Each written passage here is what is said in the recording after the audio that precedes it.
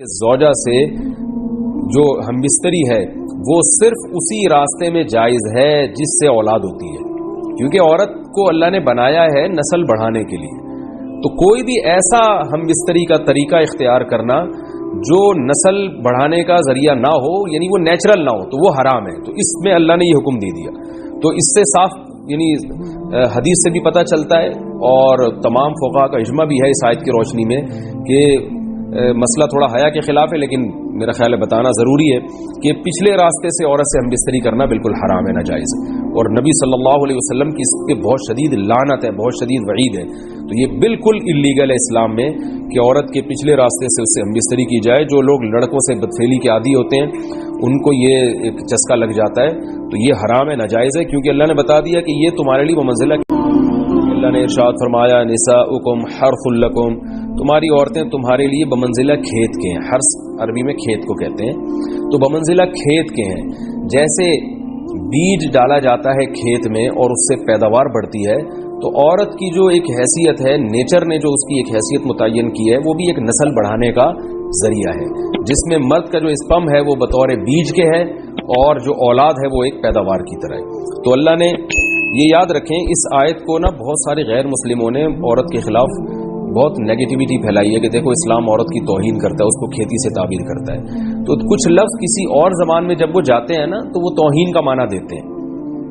عربی میں جو حرث کا معنی ہے یہ تعظیم کے لیے ہے، توہین کے لیے نہیں ہے. اردو میں جو کھیتی کا معنی ہے وہ توہین کے لیے استعمال ہوتا ہے. کھیتی یعنی جو پاؤں میں روندی جانے والی اور زمین جو ہے نا پاؤں میں گویا روندی اس کو روندا جا رہا ہے. تو اس لیے اس کا اردو میں بالکل اسی طرح جو لوگ ترجمہ کر دیتے ہیں کہ عورتیں تمہاری کھیتیاں ہیں، تو یہ ترجمہ میرا خیال ہے اس لیے درست نہیں ہے کہ اردو میں اس کا مفہوم ہی چینج ہو جاتا ہے. یعنی گویا ایک عزت کے لیے جو لفظ اللہ نے استعمال کیا وہ ذلت کا ذریعہ بن جاتا ہے. تو اس لیے کسی بھی زبان میں جب ہم کسی بھی لفظ کا ترجمہ کرتے ہیں تو اس زبان کے ہمیں محاوروں کو دیکھنا چاہیے کہ اس زبان میں یہ لفظ کس معنی میں استعمال ہو رہا ہے. مثال کے طور پر ہو سکتا ہے کتا کا لفظ کسی زبان میں وفاداری کے لیے استعمال ہوتا ہو، کسی کو لوگ ڈاگ کہتے ہوں تو اس کا مقصد ہوتا ہے وفادار انسان ہے، لیکن ہمارے ہاں اردو میں گالی ہے وہ، اور آپ بولیں کہ بھئی وہ فلاں قوم ڈاگ کہتی ہے تو ہم کتا کہیں گے، تو آپ جب اس کا ترجمہ اردو میں کریں گے تو کتے سے نہیں کر سکتے. تو اسی طرح یہ عربی کا جو لفظ ہے اس میں بھی یہ چیز غور یعنی ملحوظ رہنی چاہیے. تو اس لیے اس کا ترجمہ کیا جائے گا تمہاری عورتیں تمہارے لیے پیداوار بڑھانے کا ذریعہ ہیں، نسل بڑھانے کا ذریعہ ہیں. فاتوا حرثکم، تم اپنے اس نسل بڑھانے کے ذریعے کے پاس آؤ، انا شئتم جیسے چاہو، وقدموا لانفسکم، اور اپنے نفسوں کے لیے آگے بھیجو، یعنی اولاد کی نیت سے آیا کرو زوجہ کے پاس اور آخرت کے لیے انتظام کرو، یعنی اولاد پیدا کر کے جو تاکہ دنیا اور آخرت میں تمہارے لیے فیوچر میں تمہارے لیے کام آئے. دنیا بھی داخل ہے، آخرت بھی داخل ہے.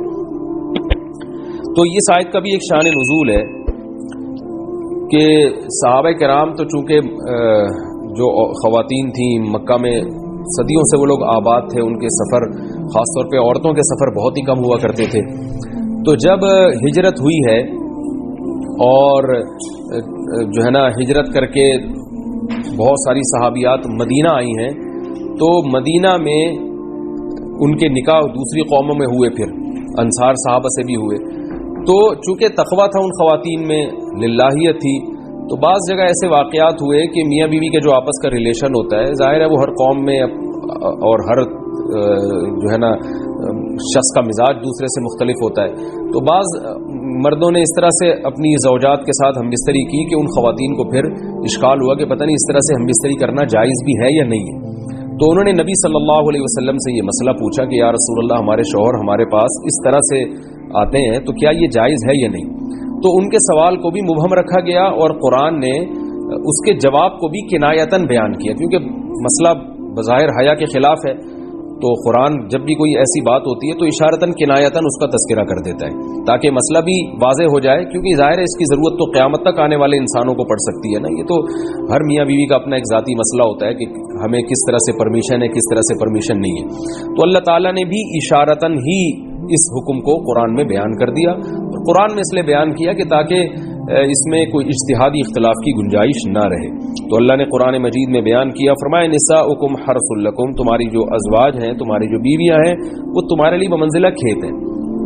کھیت کا مطلب کیا ہوتا ہے؟ پیداوار بڑھانے کا ذریعہ. تو اس میں سب سے پہلا مسئلہ تو قرآن نے یہ بیان کر دیا کہ زوجہ سے جو ہم بستری ہے وہ صرف اسی راستے میں جائز ہے جس سے اولاد ہوتی ہے، کیونکہ عورت کو اللہ نے بنایا ہے نسل بڑھانے کے لیے. تو کوئی بھی ایسا ہم بستری کا طریقہ اختیار کرنا جو نسل بڑھانے کا ذریعہ نہ ہو، یعنی وہ نیچرل نہ ہو، تو وہ حرام ہے. تو اس میں اللہ نے یہ حکم دے دیا. تو اس سے صاف یعنی حدیث سے بھی پتہ چلتا ہے اور تمام فقہا کا اجماع بھی ہے اس آیت کی روشنی میں کہ مسئلہ تھوڑا حیا کے خلاف ہے، لیکن میرا خیال ہے بتانا ضروری ہے کہ پچھلے راستے سے عورت سے ہم بستری کرنا بالکل حرام ہے، ناجائز ہے. اور نبی صلی اللہ علیہ وسلم کی اس پہ بہت شدید لعنت ہے، بہت شدید وعید ہے. تو یہ بالکل اللیگل ہے اسلام میں کہ عورت کے پچھلے راستے سے اس سے ہم بستری کی جائے. جو لوگ لڑکوں سے بدفعلی کے عادی ہوتے ہیں ان کو یہ ایک چسکا لگ جاتا ہے، تو یہ حرام ہے، ناجائز ہے، کیونکہ اللہ نے بتا دیا کہ یہ تمہارے لیے وہ منزلہ کھیت کے ہیں. تو اس میں قرآن نے وہ جو سوال تھا نا اس کی طرف اشارتاً جواب دے دیا اور آگے فرمایا فاتو حرثکم، تم اپنے کھیت کے پاس آؤ، یعنی پیداوار بڑھانے کا جو ذریعہ ہے اس جگہ کی طرف آؤ، انا شئتم، جیسے چاہو، یعنی باقی جس طرح سے تم چاہو زوجہ سے ہم بستری کر سکتے ہو، اس میں کوئی خاص طریقہ متعین نہیں ہے. میاں بیوی کا ایک دوسرے سے کوئی پردہ نہیں ہے. ہن لباس لکم وانتم لباس لہن، یہ دونوں ایک دوسرے کے لیے لباس ہیں. تو اس میں طریقہ کار کوئی بھی ہو سکتا ہے، کسی بھی طرح سے کرنا چاہو ایک دوسرے سے لطف اندوز ہو سکتے ہو.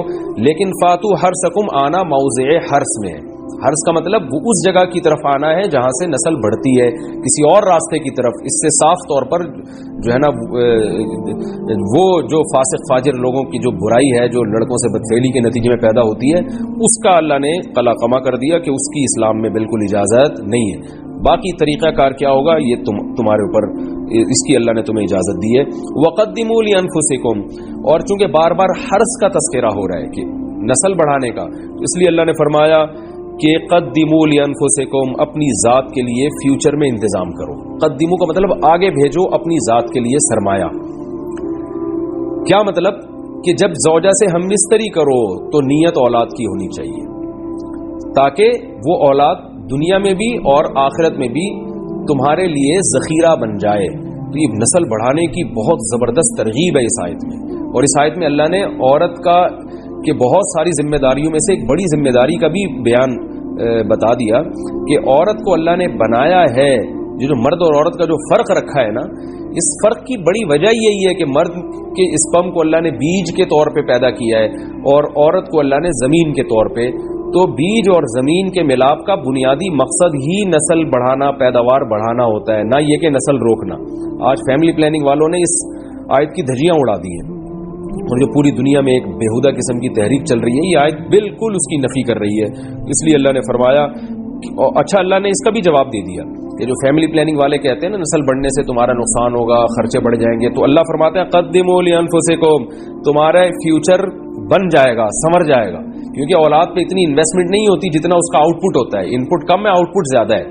انویسٹمنٹ کم ہے، اس کے جو پروفٹ ہے وہ زیادہ ہے، دنیا میں بھی اور آخرت میں بھی. تو اللہ نے فرمایا اپنے نفس کے لیے، فیوچر کے لیے انتظام کرو، بڑھاپے کے لیے انتظام کرو. تمہارے بیٹے ہوں گے، بیٹیاں ہوں گی، پوتے ہوں گے، نواسے ہوں گے، بہویں ہوں گی. یہ دنیا کا مستقبل اور آخرت کا مستقبل کیا ہے. جو عبداللہ بن عمر رضی اللہ تعالیٰ عنہ نے جب نکاح کا ارادہ ترک کیا تو آپ کی جو ہمشیرہ تھی حضرت حفصہ، انہوں نے فرمایا کہ نکاح کرو، تمہارے اولاد ہوگی، دنیا سے جاؤ گے تو تمہارے لیے دعائیں مانگے گی.